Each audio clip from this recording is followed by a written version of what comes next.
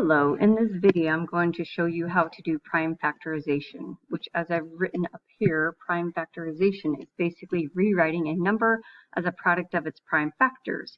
If you remember that prime numbers are only divisible by 1 and themselves, that means they only have two factors. And I always start off by writing a list of the first few prime numbers. I could keep going, but most often you're going to be using 3, 5, 7, 11, and 13. And then notice I have the divisibility rules over here so that you can see there's patterns that you look for to know whether a number is divisible by 2, 3, 5, or 7.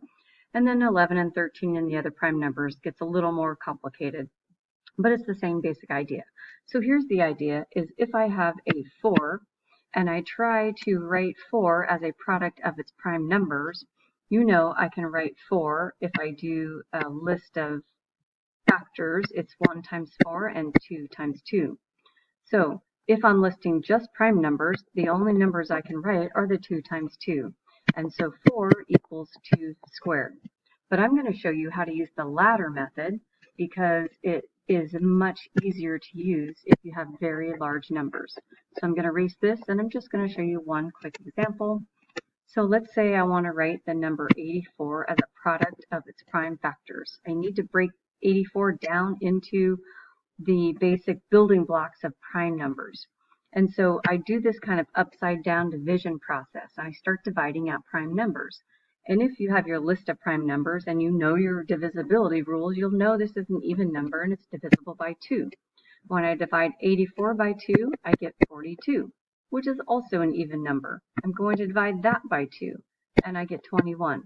And now 21 is not an even number, but the digits 2 plus 1 equal 3, which I can see now is the rule for divisibility by 3. So now I figured out that 21 is not divisible by 2, but it is by 3. So I'm going to add another rung to my ladder and divide by 3. I get 7. And 7 is a prime number, so I can divide 7 by 7.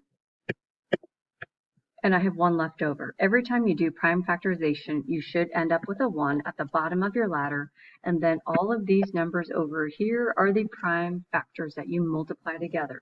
So 2 times 2 times 3 times 7. If I multiplied all those together, I'd get back to where I started, which is 84.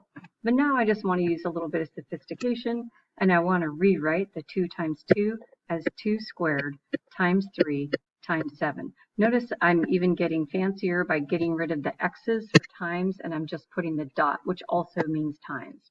So that is how you give me the prime factorization of a number using the factor ladder.